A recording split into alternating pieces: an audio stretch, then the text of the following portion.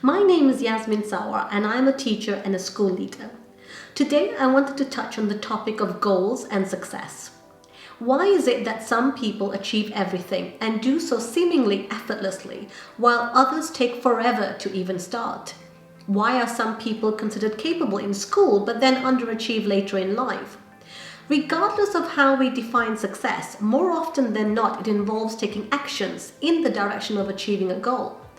We all have at times been guilty of putting off starting an important task and instead occupying ourselves with lower priority and more enjoyable activities. There are various reasons that trigger this behavior, starting from fear of failure and perfectionism to lack of energy and motivation. It could also be that the task is considered boring and pointless and does not contribute to your long-term goals. Delaying action until the last minute is known as procrastination. By routinely procrastinating, we are falling into the trap of magical thinking. This is thinking that the future you will be more suited to deal with the matter at hand, the circumstances will be more favorable, you'll be more equipped to deal with the problem, or it will simply somehow disappear. What can we do to reduce or avoid procrastination, in particular when it comes to managing our students' behaviors and motivation?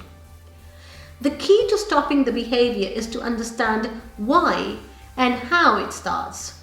You will notice that procrastination does not affect all tasks in the same way. Reason 1 is an inadequate difficulty of the task. We are more likely to procrastinate on the tasks if they are either too easy or we are lacking the essential skills to complete them. In educational psychology, it is sometimes described by the concept of the zone of proximal development. This concept refers to the skills that learners are close to mastering with help but cannot yet complete on their own. In other words, zone of proximal development lies between the learner's actual level of development and the area that is yet out of reach for them. In a broader context, this phenomenon is sometimes called desirable difficulty. If a task is too easy, it carries very little learning and developmental value. It provides no satisfaction or sense of achievement. On the other hand, if the task is too difficult, we're unable to visualize and anticipate a positive outcome, which also undermines motivation. Therefore, when we are confronted with a new and unfamiliar situation, the odds of putting the things off increase. Reason 2 is fear. Setting any goal implies a possibility of failure. It is our relationship with possible failure that determines how likely we are to embark on the road towards the goal.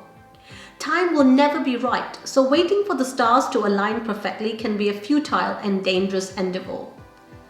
Fear and self-doubt not only impede action, but they also prevent you from setting bigger goals. This is a major obstacle for learning and growth. Besides the fear of failure, there's also a fear of success. This may sound like an unlikely reason to procrastinate. After all, achievements are seen as positive things and do not come with negative consequences.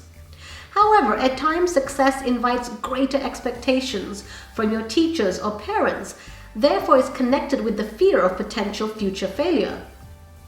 As detrimental as procrastination may be for the workload you're currently handling, falling behind on your coursework is by far not the biggest problem.